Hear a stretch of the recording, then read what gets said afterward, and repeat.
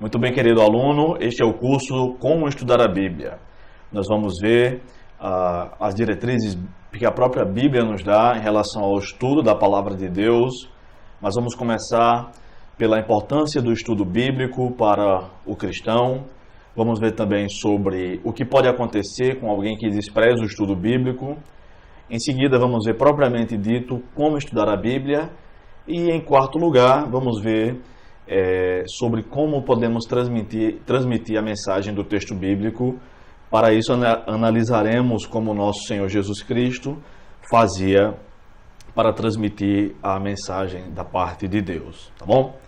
Então, seja muito bem-vindo e continue conosco acompanhando as aulas, os slides, e você é o nosso convidado especial.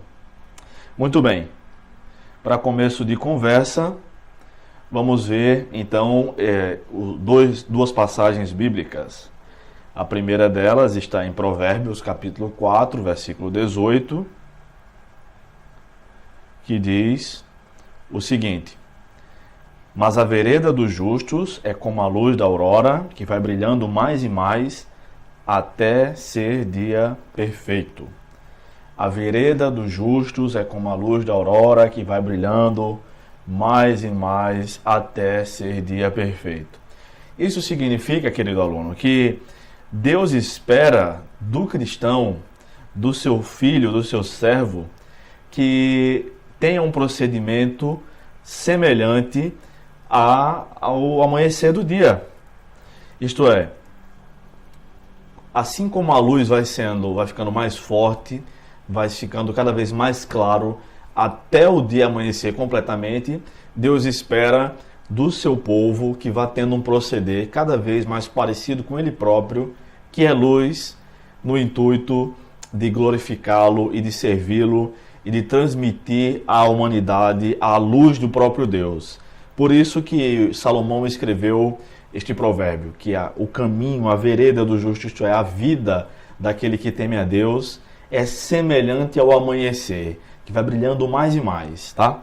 A segunda passagem que eu quero ver com vocês se encontra em Efésios capítulo 4, versículo 11 a 16, e diz assim: e ele, falando a respeito de Jesus, designou uns como apóstolos, outros como profetas, outros como evangelistas, e ainda outros como pastores e mestres, tendo em vista o aperfeiçoamento dos santos para a obra do ministério e para a edificação do corpo de Cristo, até que todos cheguemos à unidade da fé, no pleno conhecimento do Filho de Deus, ao estado de homem feito, à medida da estatura da plenitude de Cristo, para que não sejamos mais inconstantes como crianças, levados ao redor por todo vento de doutrina, pela mentira dos homens, pela sua astúcia na invenção do erro.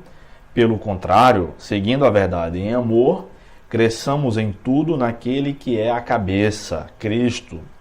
Nele, o corpo inteiro, bem ajustado e ligado, pelo auxílio de todas as juntas, segundo a correta atuação de cada parte, efetua o seu crescimento para a edificação de si mesmo no amor. Então, essa passagem da carta do apóstolo Paulo aos Efésios fala um pouco também do proceder cristão, da maturidade cristã que deve ser buscada e deve ser trilhada de forma até certo ponto natural, tá? O texto começa dizendo que ele, Jesus, designou, ou concedeu, ou chamou alguns para serem apóstolos. E veja que a palavra outros aparece no versículo 11 por 3 vezes. Primeiramente, a palavra outros diferencia o apóstolo do profeta, depois diferencia o profeta do evangelista, também outros é utilizado para diferenciar o evangelista do pastor, mas a palavra outros não aparece para diferenciar o pastor do mestre, tendo em vista que o pastor deve ser mestre. É uma das características que o pastor necessita ter, ele precisa ser apto para ensinar, de acordo com as cartas de Paulo a Timóteo e Tito, não? Então, para que Deus estabeleceu essa liderança na igreja? Para que Deus estabeleceu esses 5 ministérios aqui, esses 5 dons ministeriais? Tendo em vista, é o que diz o versículo 12, o aperfeiçoamento dos santos para a obra do ministério e para a edificação do corpo de Cristo. Ou seja, Deus colocou a liderança na igreja com o intuito de capacitar os seus filhos, os santos, para exercerem o serviço, o ministério, para assim que todo o corpo seja edificado, todo o corpo de Cristo, toda a igreja. Isso vai acontecer até quando? Até que todos cheguemos à unidade da fé, no pleno conhecimento do Filho de Deus, ao estado de homem feito, à medida da estatura da plenitude de Cristo. Isto é, até que cheguemos no céu, nós continuaremos progredindo, continuaremos crescendo no conhecimento de Deus, tá bom? Então, isso só é possível acontecer através do estudo da palavra de Deus. E é para isso que nós estamos aqui. Estamos aqui para conversarmos a respeito sobre como estudar a Bíblia, tá? Eu quero começar, após ter feito essas leituras bíblicas e temos conversado um pouco sobre elas, lendo uma história muito interessante que está registrada no nosso livro-texto como Recursos para o Estudo Bíblico na Igreja Local. Uma pesquisa que foi feita sobre dois personagens antigos do século XVIII, e um temia a Deus e buscava servir a Deus com toda a sua família, mas o outro desprezava Deus e sua obra constantemente, tá? Então, eu vou ler para vocês um trecho rapidinho. Um teólogo chamado Benjamin B. Warfield, de Princeton, uma universidade nos Estados Unidos, encontrou, depois de muitas pesquisas, 1.394 descendentes conhecidos de Jonathan Edwards. Jonathan Edwards era um pastor congregacional, da igreja congregacional, e ele foi até hoje considerado o maior teólogo e filósofo de todo o Ocidente, né? E nessa pesquisa podemos constatar o maravilhoso legado que Edwards deixou aos seus descendentes através de sua vida cristã. Dos 1.394 descendentes de Edwards, 3 se tornaram presidentes de universidades, 3 senadores dos Estados Unidos, 30 juízes, 100 advogados, 60 médicos, 65 professores de universidades, 75 oficiais do Exército e Marinha, 100 pregadores e missionários, 60 escritores de destaque, um vice-presidente dos Estados Unidos, 80 altos funcionários públicos, 250 formados em universidades, entre eles governadores de estados e diplomatas enviados a outros países. Os descendentes de Jonathan Edwards não custaram ao Estado $1.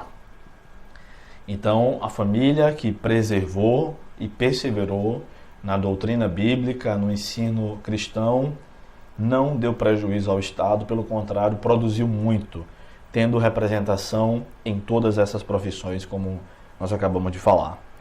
Por outro lado, Benjamin Warfield também pesquisou a vida de Max Jukes, um famoso ateu contemporâneo a Edwards, o qual frequentemente atacava os discursos, a ideologia e as pregações de Jonathan Edwards. Max Jukes, o ateu, viveu fora dos padrões estabelecidos pela palavra de Deus e casou-se com uma jovem que tinha o mesmo pensamento e comportamento. E também deixou um legado para seus descendentes. Da descendência dessa união entre Jukes e sua esposa, pesquisada por Benjamin Warfield, constatou-se que todos os seus descendentes encontrados, 310, morreram como indigentes, 150 foram criminosos, sendo 78 assassinos, 100 eram alcoólatras, mais da metade das mulheres se tornou prostituta, e os descendentes de Jukes custaram ao Estado $1.250.000, isso no século XVIII, tá? Que tipo de legado nós desejamos deixar para a nossa família? É importante demais que nós tenhamos isso em mente ao decidirmos estudar a Bíblia. Mas eu quero então ver algumas razões pelas quais considero demais importante estudar a palavra de Deus. Em primeiro lugar, o estudo da Bíblia é importante porque Deus ordena o estudo de sua palavra. Nós lemos isso em Josué capítulo 1, versículo 8, que diz assim: Não afaste da tua boca o livro desta lei, antes medita nele dia e noite, para que tenhas cuidado de obedecer a tudo que nele está escrito. Assim farás prosperar o teu caminho e serás bem-sucedido. Então, Deus ordenou o estudo da sua palavra através aqui desta passagem de Josué, capítulo 1, versículo 8. Mas eu também quero ler outra passagem que se encontra no Salmo 1, os primeiros 2 versículos, que diz assim: Bem-aventurado aquele que não anda no conselho dos ímpios, não se detém no caminho dos pecadores, nem se assenta na roda dos escarnecedores. Pelo contrário, seu prazer não está nisso, né? Está na lei do Senhor e na sua lei medita dia e noite. A própria Bíblia não diz em lugar nenhum, leia a Bíblia. A Bíblia, pelo contrário, ensina algo mais profundo. A Bíblia diz para que nós meditemos na Bíblia. Medita na palavra de Deus de dia e noite. Deus nos ordenou que fizéssemos isso. Então é por isso que é importante demais estudar a palavra de Deus. Mas essa meditação na palavra de Deus pode acontecer de 2 formas: ativa e passivamente. Em primeiro lugar, a meditação na palavra de Deus de maneira ativa acontece quando nós estamos reservando um tempo para estudarmos a Bíblia, não apenas ler, repito, mas ler e meditar. E aí nós vamos lendo passagens bíblicas e vamos fazendo perguntas. Primeiro, que geralmente nós perguntamos é: o que Deus deseja me falar? Qual a vontade de Deus para a minha vida através dessa passagem? Então nós vamos meditando, pensando a respeito da nossa relação com Deus e vamos meditando assim ativamente. Mas em segundo lugar, nós meditamos passivamente na lei do Senhor quando, à medida que vamos vivendo, isto é, trabalhando, estudando, negociando, tendo nossas relações pessoais, em casa, na rua, em qualquer lugar do mundo, vivendo de maneira geral, e nós vamos aplicando a mensagem divina às mais diferentes circunstâncias. Por exemplo, alguém que é comerciante e sente-se tentado a subornar ou a mesmo a trapacear nos negócios, pode lembrar-se do mandamento que nós não devemos roubar. Não roubarás. Ou mesmo de Provérbios capítulo 11, que diz que balança enganosa é abominação aos olhos do Senhor. Ou um homem que sente-se tentado sexualmente por uma mulher bonita que vai passando na sua frente, ele pode se lembrar das palavras de Jesus que diz que aquele que cobiça sexualmente uma mulher já cometeu adultério com ela, ou também um dos mandamentos que diz para não cobiçar a mulher do próximo, tá bom? Então, o estudo da palavra de Deus é importante em primeiro lugar porque Deus ordena o seu estudo e nós devemos meditar ativamente e passivamente na lei do Senhor. Em segundo lugar, estudar a palavra de Deus, estudar a Bíblia é importante porque devemos amar a Deus com tudo que Ele nos deu. Em Marcos capítulo 12, versículo 28 a 30, diz assim: Aproximou-se dele um dos escribas que os ouvira discutir e, percebendo que lhes havia respondido bem, perguntou-lhes: Qual é o principal de todos os mandamentos? Jesus respondeu: O principal é: Ouve, Israel, o Senhor nosso Deus é o único Senhor. Amarás o Senhor teu Deus de todo o coração, de toda a alma, de todo o entendimento e de todas as tuas forças. Então, nós devemos amar a Deus com as nossas forças, com o entendimento, com toda a nossa alma, com todo o nosso coração, com a inteireza do nosso ser. Mas muitas vezes nós não estamos lá tão dispostos assim a amar a Deus com todo o nosso entendimento. Como é que eu posso amar a Deus com todo o entendimento? É simples. Basta que, em primeiro lugar, nos empenhemos para entender a mensagem de Deus, compreender o próprio Deus.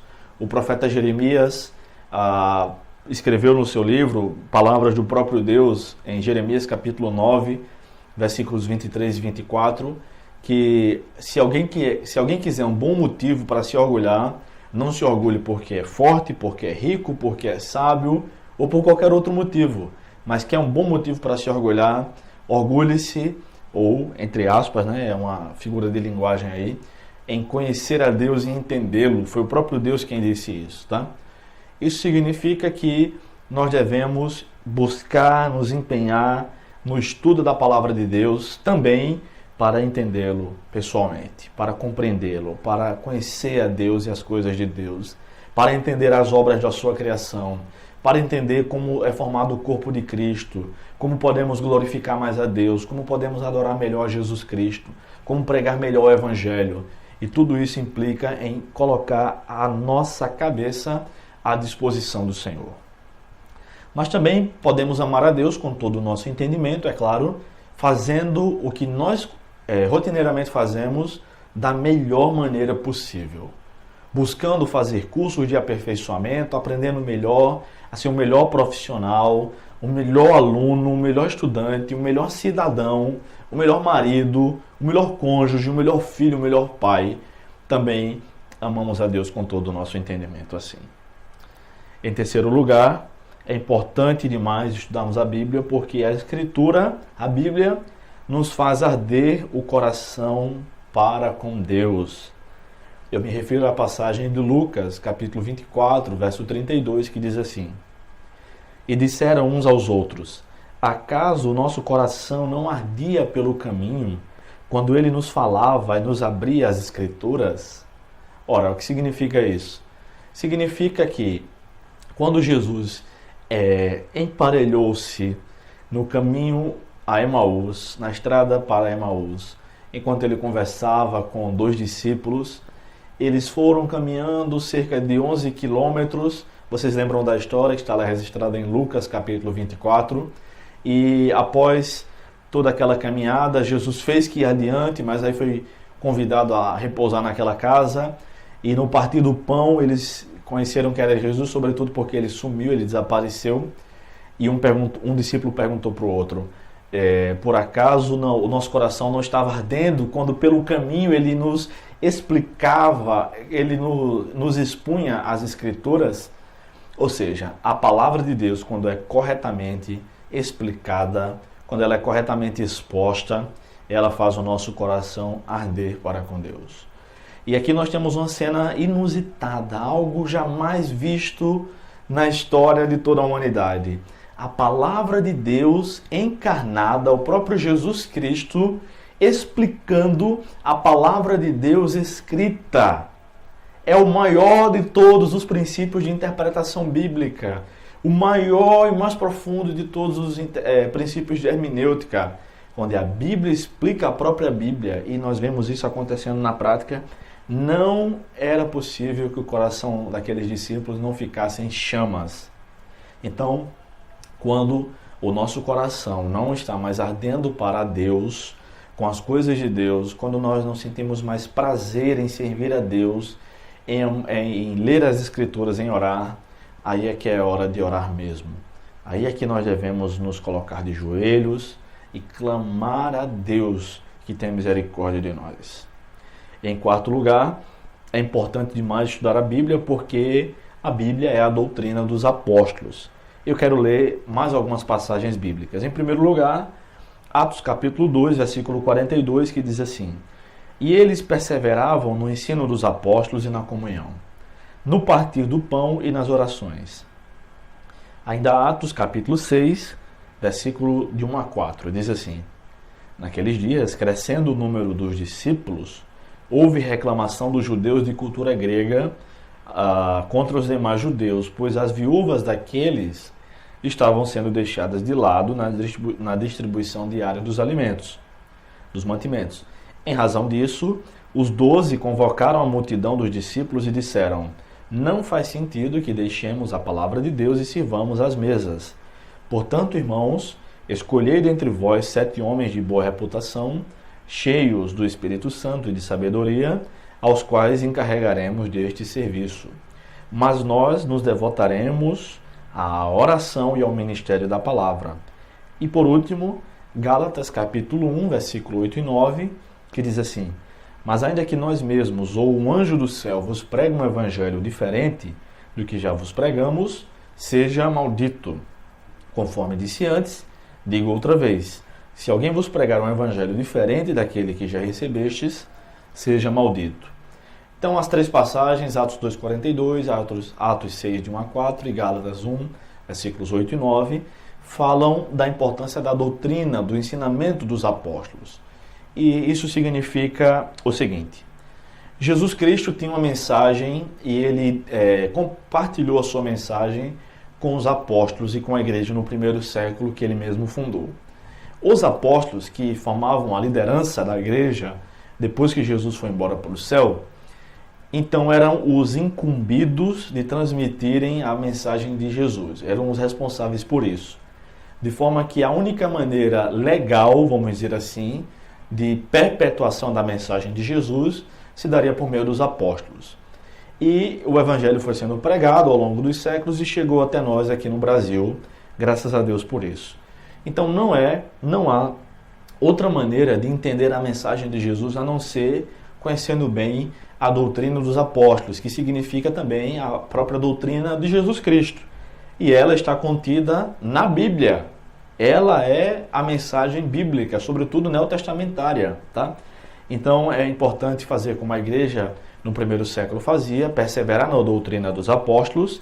É importante também que a liderança da igreja tenha sensibilidade suficiente, como os apóstolos tiveram nos primeiros meses da igreja, talvez no primeiro ano ainda, quando eles perceberam a necessidade de uma atuação na área social da igreja, e eles escolheram pessoas idôneas para o exercício daquele ministério. Eles não foram fazer tudo. A função pastoral não é fazer tudo, é escolher as pessoas aptas para isso. Então, em Atos capítulo 6, nós temos aqui um jogo de palavras. Enquanto aqueles foram escolhidos, uns foram escolhidos para servirem às mesas, os apóstolos foram escolhidos por Deus para servirem à palavra. O versículo 4 diz: mas nós nos devotaremos à oração e ao ministério, isto é, ao serviço, à diaconia da palavra. Os apóstolos eram, então, os diáconos da palavra de Deus. Eram os servos da palavra de Deus, tá? Precisamos também nos dedicarmos à palavra de Deus. E por último, nós vemos que, mesmo que venha um anjo do céu, como se isso fosse possível, o anjo de Deus prega um evangelho diferente do que Paulo ou qualquer um dos apóstolos ensinaram aqui na Bíblia, nós não devemos receber. Nós devemos estudar a doutrina dos apóstolos para que recebamos a mensagem de Jesus e para que não caiamos em erro, tá? Em quinto lugar, por que é importante estudar a Bíblia? É importante porque das Escrituras vem instrução e esperança. Eu me refiro ao que está escrito em Romanos capítulo 15, versículo 4, que diz assim: porque tudo que foi escrito no passado foi escrito para a nossa instrução, para que tenhamos esperança por meio da perseverança e do ânimo que provém das Escrituras. Esta passagem é riquíssima em conteúdo, é riquíssima, é uma mensagem maravilhosa. E veja bem, tudo que foi escrito no passado, isto é, o Antigo Testamento, inicialmente falando, foi escrito para quê? Para a nossa instrução. Para que tenhamos esperança, ou seja, nós temos esperança e perseverança através do que foi escrito, e também nos vem ânimo através das Escrituras. E como é que nós temos esperança, instrução, esperança, perseverança e ânimo? Através das Escrituras. Quando nós lemos as mensagens, não somente do Antigo Testamento agora, mas também do Novo Testamento, por exemplo, vemos que José foi recompensado por Deus, mesmo tendo passado por um perrengue danado lá no Egito, mas ele foi recompensado por Deus, apesar de ter sido vendido por seus próprios irmãos. Então nós vemos que vale a pena servir a Deus. Outro caso é o caso de Davi. Nós vemos então que não é interessante, mesmo que fôssemos reis, tomar a mulher de outro, enfim, como Davi fez com Batseba, Deus não deixou por menos, ele puniu toda a descendência de Davi, tá? Então, por meio das Escrituras, vem instrução, perseverança, ânimo e esperança, e por isso que é importante demais estudar a palavra de Deus. Em sexto lugar, é importante demais estudar a palavra de Deus porque as Escrituras nos levam à perfeição em Jesus Cristo. As Escrituras nos levam à perfeição em Jesus Cristo. Nós lemos isso na segunda carta de Paulo a Timóteo, capítulo 3, versículos 16 e 17, que diz assim: toda a Escritura é divinamente inspirada e proveitosa para ensinar, para repreender, para corrigir, para instruir em justiça, a fim de que o homem de Deus tenha capacidade e pleno preparo para realizar toda boa obra. Isso significa que Deus soprou nas Escrituras, as Escrituras então foram inspiradas pelo Espírito Santo para que nós hoje em dia tenhamos a plena capacidade para realizar toda boa obra. Nós somos instruídos por meio da palavra de Deus pelo caminho que Deus deseja que nós trilhemos para podermos agradar a Deus. Em sétimo lugar, nós vemos que é importante demais estudar a Bíblia, porque Deus deu mestres à sua igreja. Nós vemos isso no texto de Efésios, que lemos no começo, mas agora vamos ler apenas 2 versículos. Efésios capítulo 4, versículos 11 e 12, que diz assim: e ele designou uns como apóstolos, outros como profetas, outros como evangelistas, e ainda outros como pastores e mestres, tendo em vista o aperfeiçoamento dos santos para a obra do ministério e para a edificação do corpo. Então, Deus, na sua infinita sabedoria, resolveu presentear o corpo de Cristo, a igreja cristã, com mestres, com professores.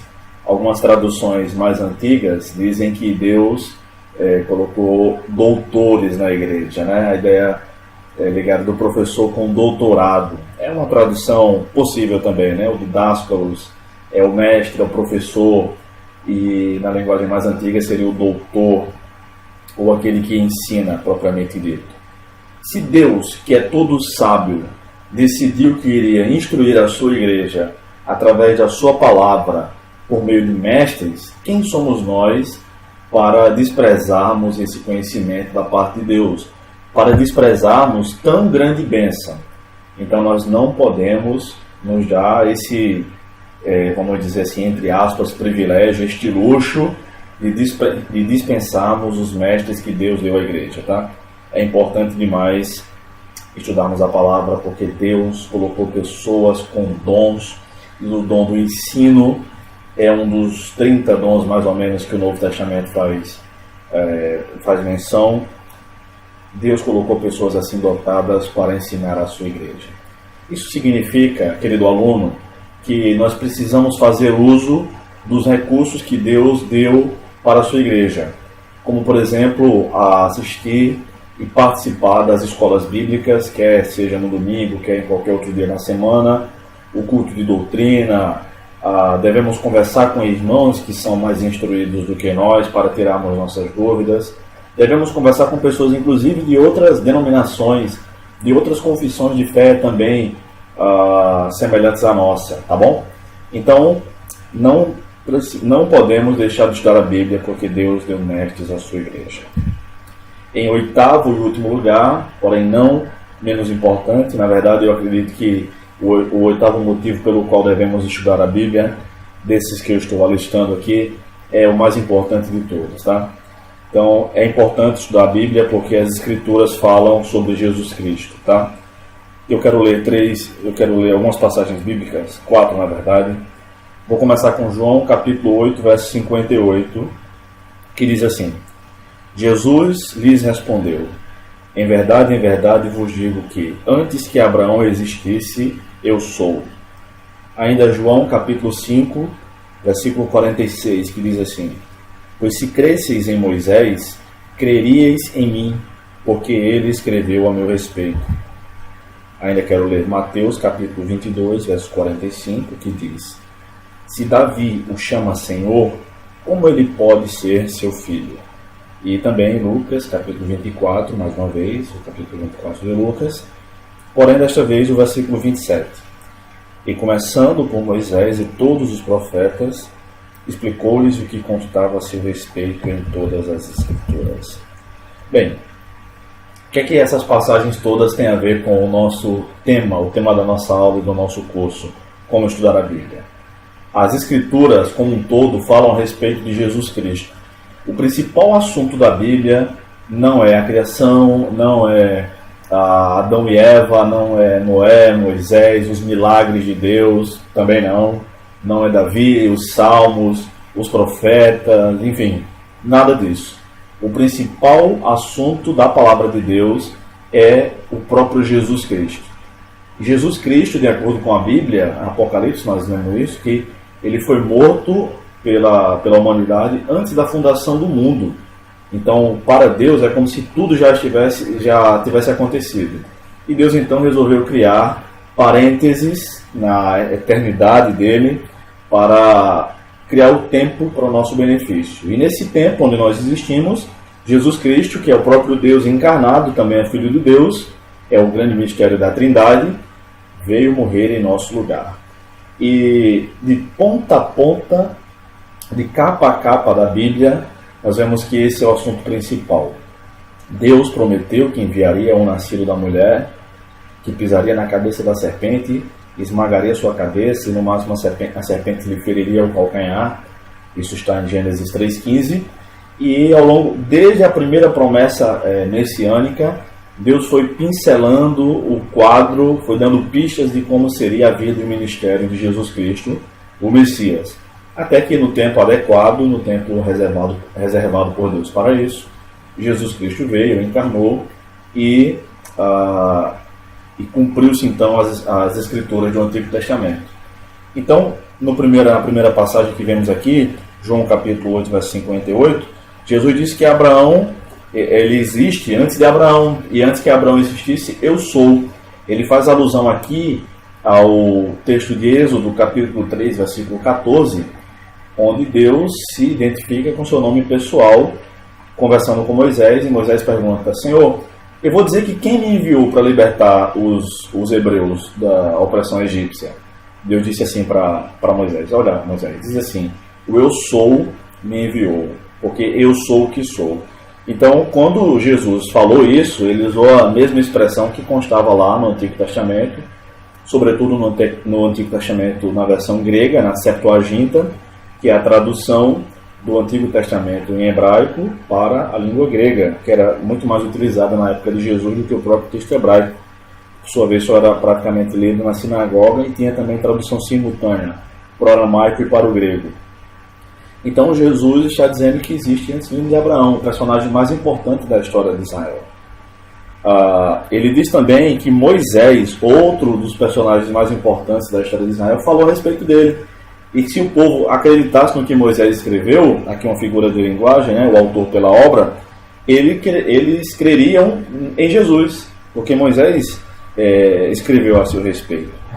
Em Mateus faz alusão ao Salmo 110, que é o salmo do Antigo Testamento mais mencionado, mais citado no Novo Testamento, que diz assim: Disse pois o Senhor ao meu Senhor. E Mateus está falando aqui: se Davi o chama Senhor, como ele pode ser seu filho? Porque Davi sabia que de sua descendência viria alguém que seria superior a ele, o próprio Messias.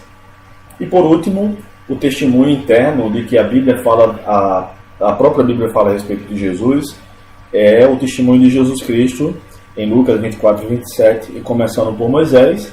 Esse foi o conteúdo da aula que Jesus deu enquanto caminhava para Emaús, com aqueles 2 discípulos que ele encontrou no caminho, e todos os profetas, explicou-lhe o que constava a seu respeito em todas as Escrituras.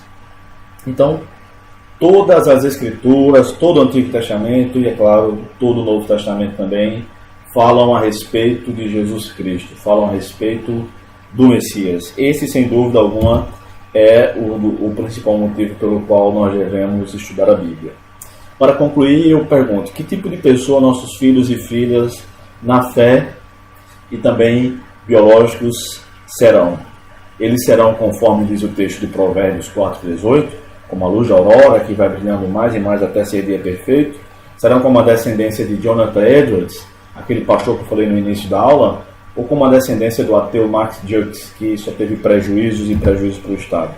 Se nós nos aprofundamos no estudo da palavra de Deus, nós teremos bênçãos para nós e para a nossa sociedade. Então, o estudo da Bíblia só traz benefícios para quem estuda e para a sociedade na qual o indivíduo que faz uso da palavra de Deus está inserido. Continue conosco, na próxima aula veremos o que pode acontecer com alguém que despreza o estudo bíblico. Que Deus nos abençoe.